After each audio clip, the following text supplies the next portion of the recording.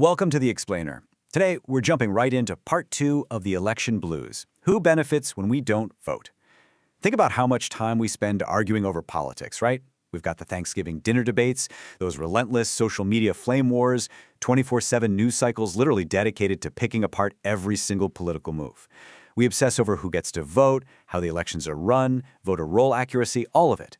But despite all that noise, there's this massive structural question that we kind of just ignore.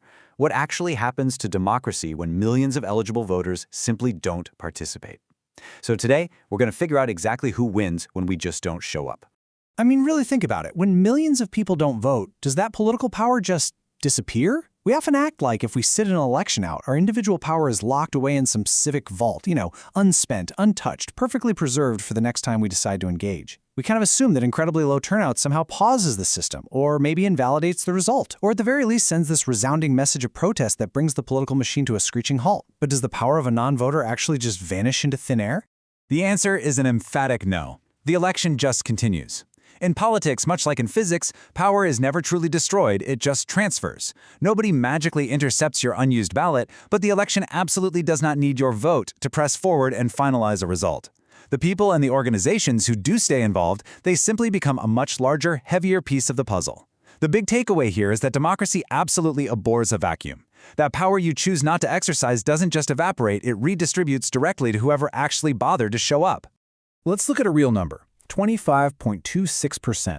That was the turnout in the first set of unofficial returns for Florida's 2026 primary.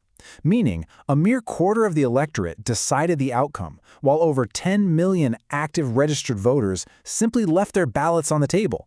To put that into perspective, 10 million people is essentially the entire population of Michigan, just deciding not to weigh in on the direction of their government. For every single person who actually cast a vote, roughly 3 eligible voters did not. Section 1. Power to the participant, the first beneficiary. So let's see exactly who benefits right out of the gate when participation drops like a rock. Let's imagine a tiny town with exactly 100 eligible voters. If only 25 of them actually show up on election day, well, those 25 participants don't suddenly get extra legal votes, right? The law is still one person, one vote. But because the other 75 people stayed home, those 25 voters now hold 100% of the decision-making power for the entire town. Just by showing up, the reliable voter's voice gets radically amplified. It's exactly like being in a massive corporate boardroom where most of the chairs are completely empty. The few people who actually sat down at the table get to decide the fate of the whole company. The reliable voter just inherits a much larger share of the electorate.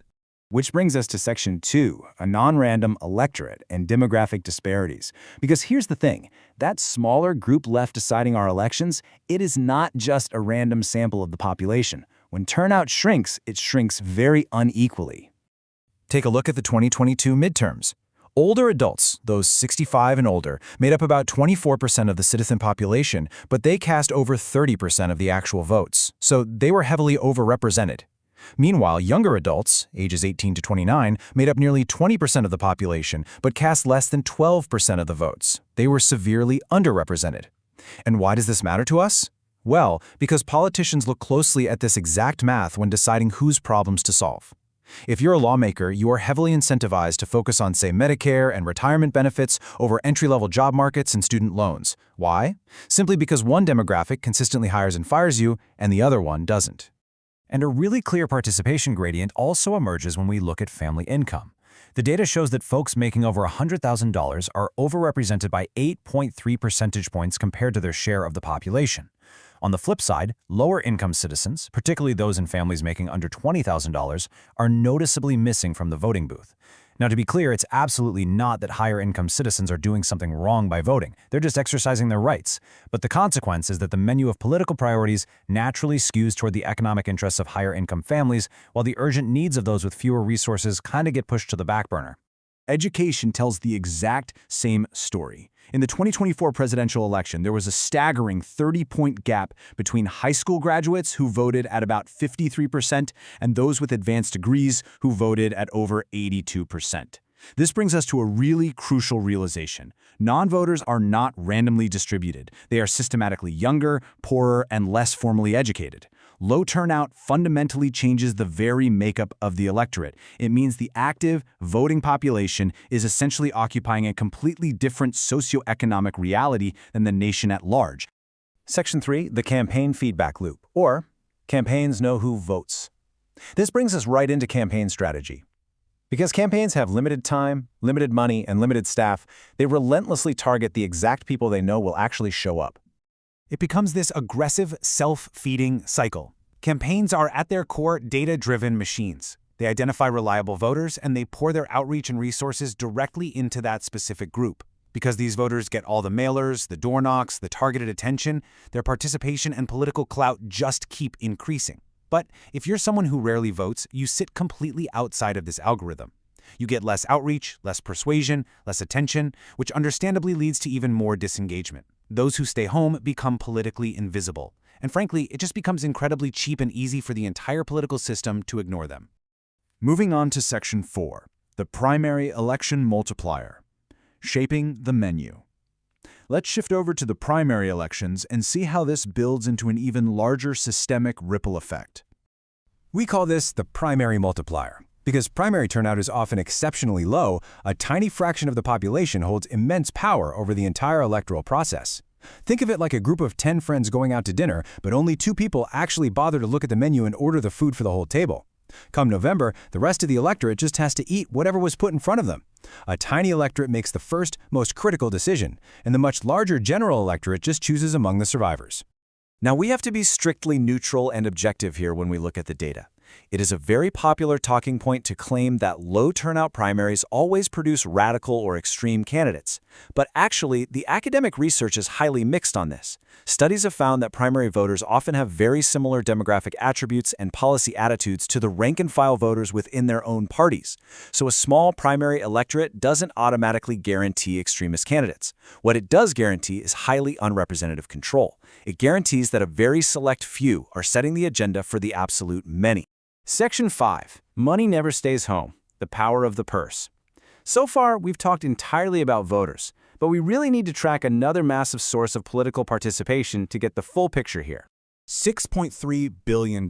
Between January 2025 and March 2026, federal political action committees alone reported $6.3 billion in receipts, and that's just in a 15-month window. To make that number feel real, that is enough money to buy an entire professional sports franchise outright or fund a deep space exploration mission, just spent entirely on political organizing in a little over a year.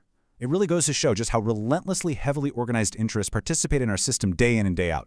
Then you add to that another $4.4 billion in independent expenditures during the full 2023 to 2024 cycle. Now, it's important to note that money doesn't guarantee a win, right? A highly funded candidate can absolutely still lose. But what money buys is capacity. And here is why this matters so much when voter turnout is low. If there are millions of fewer voters actually turning out to the polls, the return on investment for a single political ad skyrockets. Every single dollar spent trying to sway the remaining small pool of active voters carries a much, much heavier marginal impact.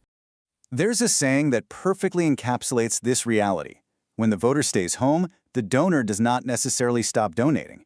The PAC does not necessarily stop spending. The lobbyist does not necessarily stop calling. The highly organized, well-funded political machinery operates around the clock. It remains incredibly active, entirely unfazed, and completely unbothered by an absent voter.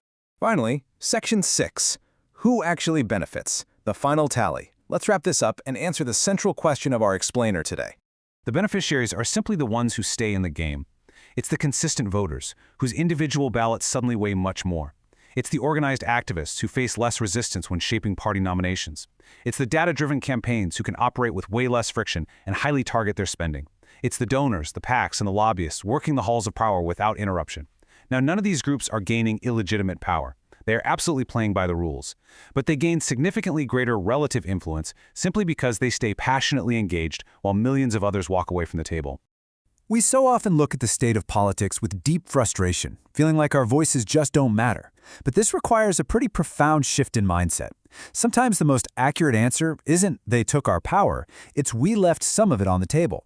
Political power is in many ways a zero-sum game of participation. It's not a theft, it's a forfeiture. If you don't use your influence, it naturally flows to everyone who does use theirs, making them matter a whole lot more. So I'll leave you with this final thought for today's explainer. The goal of participating isn't just about casting a ballot for a winner or a loser. The real goal is to make yourself politically expensive to ignore. When groups of citizens become reliable voters, the algorithm shifts. Campaigns and lawmakers are suddenly forced to compete for their attention and solve their problems. So ask yourself, are you making yourself cheap and easy to ignore, or are you demanding your seat at the table? Think about that next time an election rolls around, because the system is moving forward, with or without you. Thanks for joining me on this deep dive, and keep asking the big questions.